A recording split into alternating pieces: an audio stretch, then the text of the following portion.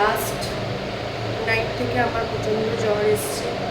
তো এতক্ষণে একটু ঠিক আছি, আমি মেডিসিন নিয়েছি। জ্বর বলতে এই যে সিজন চেঞ্জের আমার গলা দেখে বুঝতে পারছি, আমি কথা বলতে একদম পারছিলাম। এখন একটু উঠেছি, জ্বর টর এলে না আমি একদম চুপচাপ হয়ে যায়, প্রচণ্ড কাহিল হয়ে যায়। যে মেয়েটা সারাদিন কাজ করে, সারাদিন রিলস বানায়, সারাদিন আনন্দ করে ঘুরে বেড়ায়, সেই মেয়েটাকে চুপচাপ বিছানার মধ্যে শুয়ে থাকতে দেখলে বাড়ির মেম্বারদেরও খুব খারাপ লাগে। আমার বর মেয়ে ভীষণ শাসনব্যস্ত হয়ে পড়ে আমার কিছু হয়ে গেলে। কারণ এই যে সারাদিন একটা বক বক, সারাদিন একটা কী বলবো হইচই, আমি চুপ মানে গোটা বাড়ি পুরো শান্ত। তো ওই জিনিসটাকে ওরাও অ্যাকসেপ্ট করতে পারে না। আমি তো প্রচণ্ড কথা বলি, আর কথা বলার থেকেও বেশি আমি কথা ভীষণ রিপিট করি, একটা কথাকেই 10 বার করে বলি। তো আমার মেয়ে আর আমার হাজব্যান্ডেরও সেই জিনিসটা খুব খারাপ লাগে। ওরা ঘরের মধ্যে যেন একটা শান্ত পরিবেশ, কোনো মানুষই নেই। তো আরেকটা ব্যাপার হচ্ছে, এখন খুবই ক্লান্ত লাগছে, মানে জ্বরটা এখন নেই, গলার ব্যথাটা একটু আছে, আর গলার আওয়াজ বুঝতে পারছি। ওই ব্যাপারটা হয় না যে সারাদিন আমি তো খাবার বানাই, ওরা ঘরটা মানে ওরা ঘরটা এলোমেলো হয়ে আছে, অগোছালো হয়ে আছে। ঘরের গৃহিণী যদি শরীর খারাপ হয়ে যায় না, তাহলে কিন্তু ওটা সংসারটা কীরকম অগোছালো লাগে, এলোমেলো লাগে। বর মেয়ে অতটা ভালোভাবে তো সব গুছিয়ে কাজ করতে পারে না। আর যতই তোমার বাড়ির কাজে মেয়ে থাকুক বা যতই বাড়িতে আলাদা হয়ে থাকুক, তুমি যেভাবে গুছিয়ে সবটা করতে পারবে সেভাবে কিন্তু করাটা সম্ভব না। তাই কালকে থেকে আমি দিদি বললাম আমি ক্যামেরা কিছু শুনতে করতে পারিনি, আমি কিছু বানাতেও পারিনি, কারণ আমার শরীর ভীষণ খারাপ ছিল। ওষুধ খেয়ে একটু আমি ভালো আছি। তো ভাবলাম যে বর কিছু খাবো নাই বলছিল, সকালবেলা তো অফিসে আসলে আমাকে বললো না শরীর ভীষণ খারাপ, তুমি পুরো রেস্ট করো। কিন্তু রেস্ট করা দিলে চলবে, ও তো বাইরের খাবার কিছু কিনে খায় না।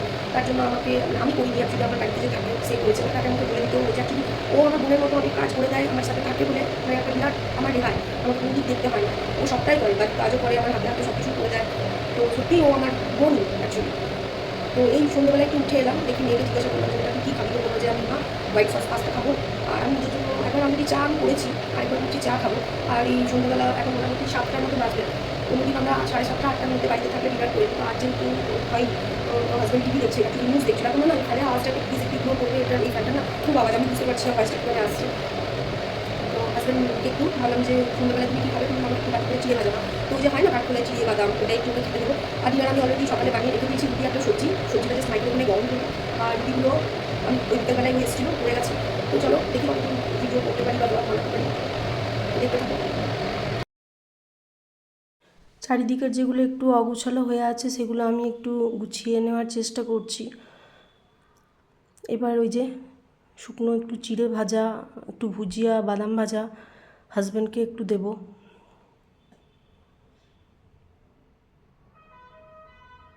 বসে বসে নিউজ দেখছিল, আমিই বললাম যে সন্ধ্যাবেলায় কিছু একটা খাও, ডিনার করতে এখনও টাইম আছে।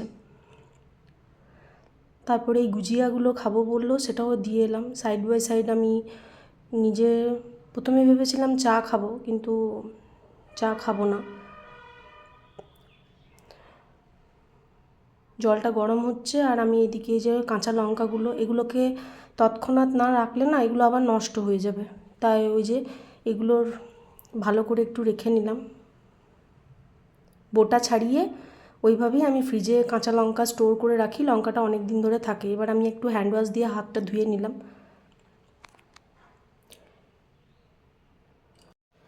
নিজের জন্য বানাচ্ছি একটু হরলিক্স, আমি ওমেন্স হরলিক্স খাই।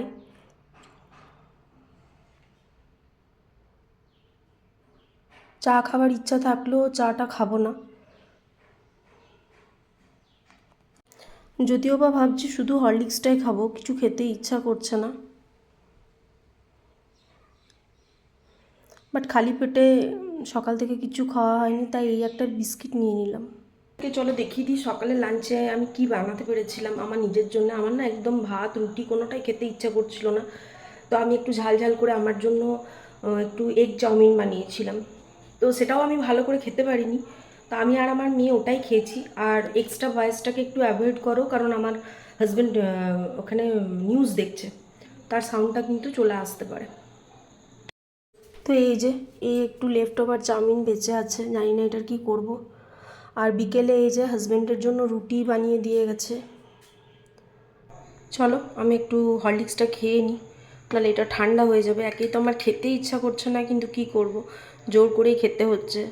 আর হাজব্যান্ডের কাছেও বকা খেলাম যে সবসময় চা চা চা, এরকম করলে তো তুমি উঠে দাঁড়াতে পারবে না, তো কথাটা ঠিকই।